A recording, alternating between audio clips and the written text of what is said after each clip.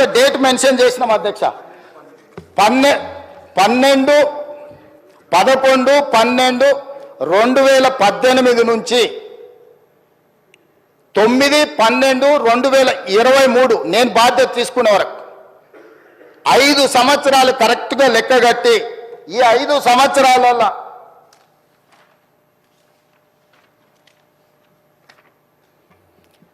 12th December 2018 to 9th December 2023 సరిగ్గా ఈ 5 సంవత్సరాల మధ్యలో రైతులు తీసుకున్న లోన్లను మాత్రమే పరిగణలోకి తీసుకున్నాం. జీవోలు అదే చెప్పినాం అధ్యక్ష. వాళ్ళు ఎగబెట్టింది ఉమ్మడి రాష్ట్రంలో పెండింగ్ ఉన్నది, 2014 నుంచి 2018 వరకు తీసుకున్న పెండింగ్ ఉన్నాయి, లేకపోతే వాళ్ళు మిత్తిలు కట్టకుండా వదిలేసినాయి. ఇవన్నీ లెక్క కడితే రైతుల ఎస్ఎల్బిసి బ్యాంక్ ఏం చెప్తుంది అధ్యక్ష?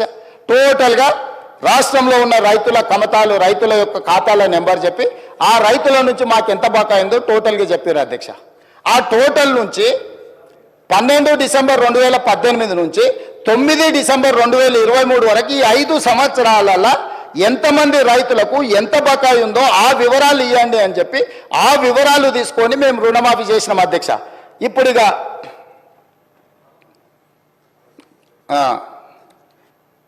చంద్రశేఖరరావు గారు ఈ సభలోనే చెప్పిండు అనుకుంటా అధ్యక్ష, ఇది మొత్తము రైతుల రుణాలను ఒకేసారి మాఫీ చేయలేము, 8,000 కోట్ల రూపాయలు కావాలి, మా దగ్గర నల్ల డబ్బు లేదు అంటే ప్రభుత్వంలో లేదని వాళ్ళ దగ్గర లేదని అనుకునేవి అధ్యక్ష. స్విస్ బ్యాంకు కూడా అప్పగలిగినంత శక్తి వచ్చింది అధ్యక్ష. నేను అంతకుముందు ఎమ్మెల్యే అంతకుముందు ఆర్థిక మంత్రిని అడిగిన, అరే ఏడో దాసుడు కష్టం కాదు, 10 పైసలు మిత్తిస్తాం, మా ప్రభుత్వానికి అప్పి రైతులకు రుణమాఫీ చేస్తాను ఒకసారి అడిగిన అధ్యక్ష. ఇట్లనే కొన్ని దావతులు ఎదురుపడితే కొంచెం సానుకూలంగానే తల ఊపిండు, కానీ మళ్ళీ బామార్దికి నా కోపం వస్తుందని జర వెనక తగ్గినట్టు అనిపించింది అధ్యక్ష. ఇవాళ ఈ రాష్ట్రం ఉన్న 7 లక్షల కోట్ల అప్పు కూడా కట్టాలంటే ఏం లేదు అధ్యక్ష. వాళ్ళకిన ఒక్కసారి మన దిక్కు చూసిరంటే రాష్ట్రం అప్పు అంతా కట్టొద్దు అధ్యక్ష, ఎందుకంటే అంతా అక్కడికే చేరింది కదా. సో రైతులకు ఇవ్వడానికి 8,000 కోట్ల రూపాయలు కూడా నా దగ్గర లేవు అని చెప్పి ఈరోజు రైతుల కోసమే మేము బ్రతుకుతున్నాం, రైతుల కోసం మేము ప్రాణాలు ఇస్తాం, రైతుల కోసం మా కిడ్నీలు కూడా ఇస్తాం. ఏంది అధ్యక్ష, మీరు ఒకవేళ ఇచ్చినా కూడా మీకున్న షుగర్ లెవెల్స్కి అవి పనికిరావు అధ్యక్ష. ఒకవేళ మీరు ఇద్దామని ముందుకు వచ్చినా ఆ పరిస్థితి లేదు తీసుకోవడానికి. సో మీరు ఏం చేసిండ్రో వెనక్కి తిరిగి చూసుకోకుండా ఎందుకు అధ్యక్ష నాకు ఈ పాపం, నాకు ఈ శిక్ష? మీరు చేసిన పాపాలన్నీ నేను చదవాల్సి వస్తుంది అధ్యక్ష. ఇది నాకు శిక్షలాగా అయిపోయింది. ఈ శిక్ష నాకు వద్దు అధ్యక్ష. నేనేమంటున్నా అంటే నేను ఒక పాజిటివ్ దృక్పథంతో ముందుకు వెళ్ళాలనుకుంటున్నా. కాబట్టి దయచేసి రుణమాఫీ చేస్తే సరిపోతుందా? జీతాలు పింఛన్లు ఇవ్వద్దా? ఇప్పటిదాకా ప్రభుత్వ ఉద్యోగస్తులకు కూడా ఇవ్వండి, లక్షల కోట్ల జీతాలు వచ్చేటోళ్ళకి ఇవ్వండి, ఐఏఎస్లకు ఐపీఎస్లకు కూడా ఇవ్వండి, టాటాలకు బిర్లాలకు కూడా ఇవ్వండి. ఆయన దోస్తు అదానికి ఆయనకు ఫ్లైట్ ఇచ్చి దావత్ చేసుకుని అదానికి ఇవ్వమంటాడు.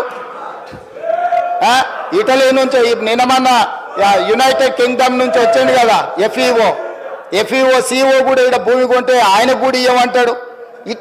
ఎట్లా ఇంత బాధ్యత లేకుండా ఇట్లా మాట్లాడుకుంటూ పోతే ఇది ఏ రకంగా సమంజసం అధ్యక్ష? అదేవిధంగా అధ్యక్ష,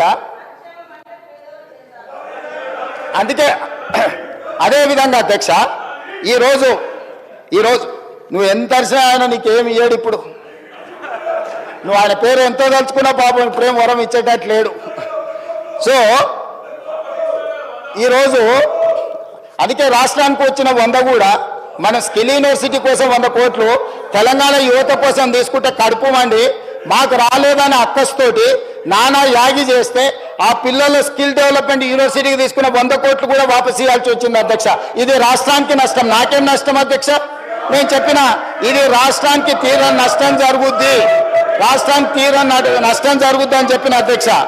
అందుకోసమని ఇవాళ వీళ్ళు ఈ రకంగా మాట్లాడిండ్రు అధ్యక్ష. ఈరోజు మిగతా 2 లక్షల పైన ఉన్న వాళ్ళ గురించి కూడా మా మిత్రుడు శంకర్ అది కూడా చేస్తే బాగుంటుంది అని మేము ముందే చెప్పినాం అధ్యక్ష. అసలు మా ఎన్నికల మేనిఫెస్టోలో ఏముందో ఒకసారి చూడమని చెప్తున్నా. నేనేమన్నా 2 లక్షల వరకు ఎవరి రైతులకైతే అప్పు ఉందో అప్పు తీరుస్తామన్నాం. ఈరోజు ఇంకా ఏదైనా 2 లక్షల లోపల ఎవరిదైనా తప్పుబడ్డా ఇంకేదైనా సవరించేది ఉన్నా మీ లెక్కలు తీసుకొచ్చి ఇవ్వండి. మీ లెక్కలు ఇవ్వండి. వినడానికి నిజాలు వినడానికి ఓపిక ఉండాలి అధ్యక్ష. నిజం వినడానికి ఓపిక ఉండాలి అధ్యక్ష. నిజం